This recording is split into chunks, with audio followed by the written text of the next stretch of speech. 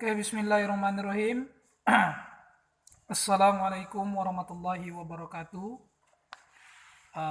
Malam ini tanggal 20 hari Rabu.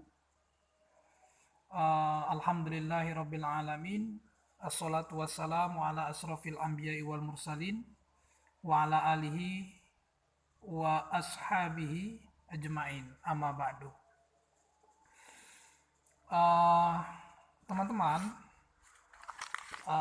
saya mengupload ya jarang malam.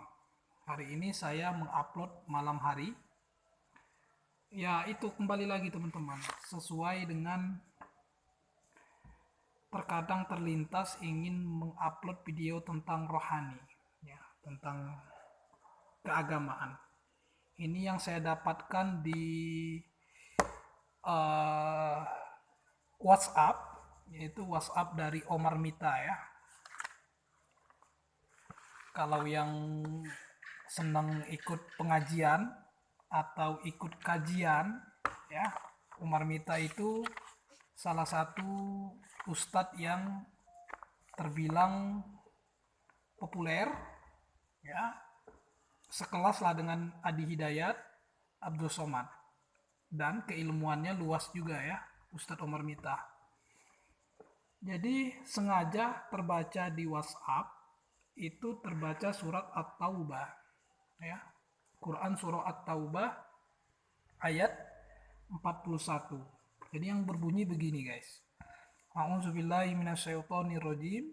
Bismillahirrahmanirrahim. Infiru khifafau wasiqalau wajahidu bi amwalikum wa anfusikum fi sabilillah dzalikum khairul lakum in kuntum ta'lamun. Shadaqallahul azim. Berangkatlah kamu, itu maknanya, artinya guys. Berangkatlah kamu baik dengan rasa ringan maupun dengan rasa berat. Dan berjihadlah dengan harta dan jiwamu di jalan Allah. Yang demikian itu adalah lebih baik bagimu jika kamu mengetahui. Jadi di sini guys, At-Taubah ayat 1, ini kita bisa memaknai guys ya, memaknai ayat ya, berangkatlah kamu baik dengan rasa ringan maupun dengan rasa berat. Artinya kita baik lagi rasa senang, kan ringan itu bisa diartikan senang, gembira, kemudian kalau bahasa gaulnya lagi mood, maupun dengan rasa berat. Berat itu bisa lagi sedih, kemudian lagi banyak masalah dan sebagainya ya. Dan berjihadlah dengan harta dan jiwamu di jalan Allah.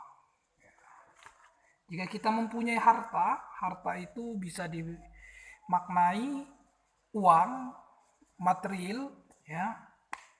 Bisa dikatakan harta kita ada mobil, kemudian uang, kemudian kendaraan, aset dan sebagainya.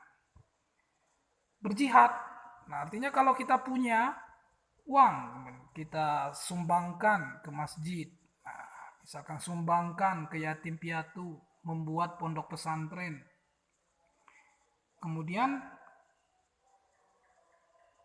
dan aset yang lainnya ya, aset yang lainnya misalkan kendaraan, kita pergunakan kendaraan itu untuk kemaslahatan, misalkan untuk mengantar apa kegiatan yang bernilai positif. Dan jiwamu ya, jiwamu itu ya diri kita ini guys ya, badan kita ini, kemudian ruh kita disuruh jihad. Jadi bagaimana kita mengendalikan diri kita, karena paling sulit itu adalah mengendalikan diri guys ya. Melawan diri itu paling sulit guys. Mungkin guys sudah merasa melawan diri, bagaimana sholat tepat waktu, bagaimana harus sholat subuh, kan bisa begitu. Kemudian sholat zuhur, puasa, mengikuti perintah Allah. Nah itu melawan diri guys. Bagaimana kita ayo ayo ayo. Tapi terkadang waktu lagi lenggang, terkadang tanpa kita sadari kita terturuti dengan hawa nafsu. Nanti-nanti aja kan. Waktunya masih panjang dan sebagainya. Nah itu, jiwa itu harus dilawan. Dilepas kekangnya dari hawa nafsu itu sendiri guys. Jadi jiwa kita ini perlu kita jihadkan, perlu kita latih, perlu kita olah agar terbiasa nantinya menjadi jiwa yang taat dan patuh kepada zat, ya, zat yang maha kuasa yang telah mencipta kita, yang memberikan ruh, ya, meniupkan ruh dalam badan kita sebelum kita keluar, ya, keluar dari perut kemudian ke dunia ini. Karena memang sebelum kita keluar kan memang sudah diikrarkan kan, sudah diikrarkan kepada Allah, sudah mengatakan bahwa kamu keluar nanti begini kan, harta kamu begini, jiwa kamu begini, kehidupan kamu di dunia begini. Artinya kita sudah ditentukan dan kita ngomong sanggup kan di hadapan Allah, baru kita lahir. Artinya setelah kita lahir ke dunia ini sesuai dengan perjanjian kita dulu di alam ruh, ya, alam ruh dengan Allah Subhanahu wa Ta'ala. Kemudian kelanjutannya yang artinya yang demikian itu adalah lebih baik bagimu jika kamu mengetahui. Artinya memang setelah kita mengetahui, setelah kita tahu, itu lebih baik. Setelah kita paham makna ayat ini, At-Taubah ayat 41 ini, akan membuat pengetahuan itu kita aplikasikan ke dalam kehidupan kita. Itu penjelasan dari At-Taubah ayat 41 ya, secara universal ya, secara pengkajian yang memang saya kira itu tidak lari dari makna yang pada umumnya. Kalau teman-teman mau lebih jelas, bisa buka buku tafsir ya, buka buku tafsir khusus yang mengkaji ayat-ayat Al-Quran, yang mengkaji hadis, semua itu tertera di sana. Jadi dari karangan, dari misalkan Sahih Bukhari kan, Riyadus Shalihin. Nah itu merupakan pengarang-pengarang yang memang sudah fasih dan sahih. Karena walaupun fasih harus sahih. Sahih itu jelas kebenarannya. Jadi jangan asal kita cari buku itu yang sahih ya, yang memang betul-betul valid dari Rasulullah Sallallahu Alaihi Wasallam. Begitu akhi ya, kaum muslimin dan muslimat ya. Kalau muslimin untuk orang banyak laki-laki, muslimat untuk orang banyak perempuan. Dan memang Al-Quran ini merupakan sebuah penerang ya, penerang, cahaya, penyempurna. Kenapa penyempurna? Merupakan penyempurna dari kitab-kitab terdahulu. Apa kitab-kitab terdahulu sebelum adanya Al-Quran? Salah satunya Injil, ya, Zabur, kemudian Taurat, disempurnakan oleh Al-Quran. Jadi kalau masih ada yang pakai Injil, Zabur, Taurat, menurut versi Islam itu sudah tidak digunakan lagi, sudah disempurnakan oleh Al-Quranul Karim. Ya, dan banyak sekali kitab-kitab yang tentunya sudah disempurnakan oleh Al-Quran. Perlu kita ketahui itu dan menjadi wawasan kita agar menjalankan agama ini dengan baik dan benar sesuai tuntunan Rasulullah Sallallahu Alaihi Wasallam. Ya, karena Rasulullah itu merupakan panutan kita dalam beribadah, ya, menyembah kepada Allah. Jadi kalau kita tidak ada panutan, misalkan langsung nyembah, jadi kita amburadul kan. Nah kalau Rasulullah itu mencontohkan, kalau dalam Al-Quran mengatakan dirikan sholat. Nah sholat itu kayak mana kan? Kita nggak tahu. Makanya fungsi hadis begitu. Ada hadis Rasulullah. Sholat itu berdiri, kan kata Nabi.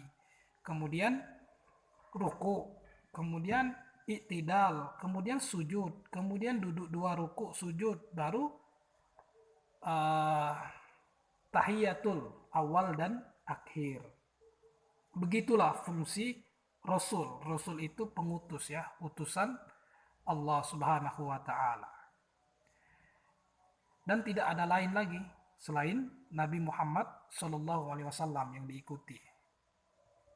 Jadi kalau ada muncul nabi-nabi baru atau yang mengaku dapat ilham, dapat wahyu, itu semuanya merupakan sebuah kebohongan besar ya.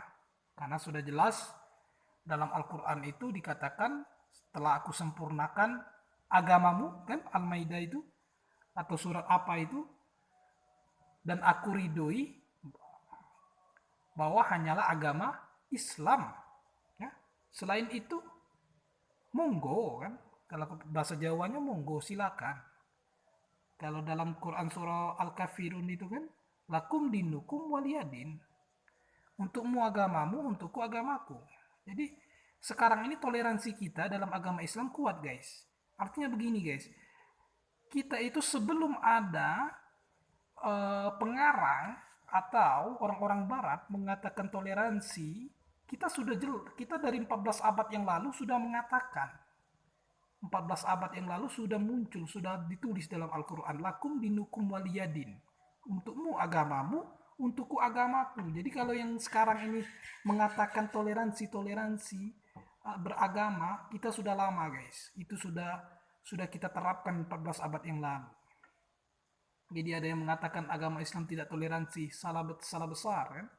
Dalam Al-Kafirun 14 abad yang lalu sudah jelas dikatakan, lakum dinukum waliyadin, untukmu agamamu, untukku agamaku.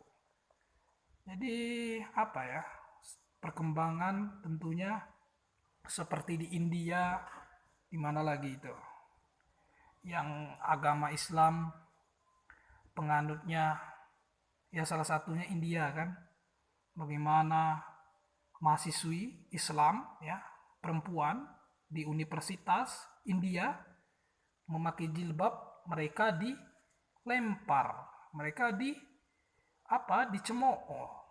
Nah, hal-hal itu kan menjadi tolak ukur bahwa agama mereka tidak toleransi. Harusnya tidak seperti itu. Coba lihat di berbagai mayoritas Islam, mana ada orang Islam mencemooh atau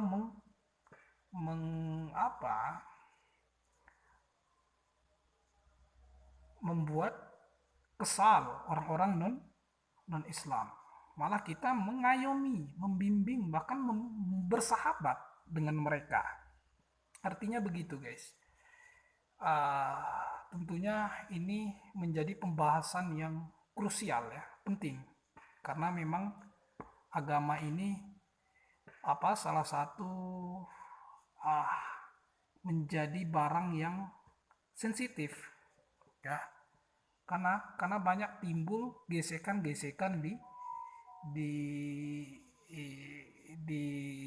kehidupan kan, banyak sekali itu yang antar agama beribut, kemudian antar agama, dan agama inilah yang menjadi perlu kita pahami itu ya.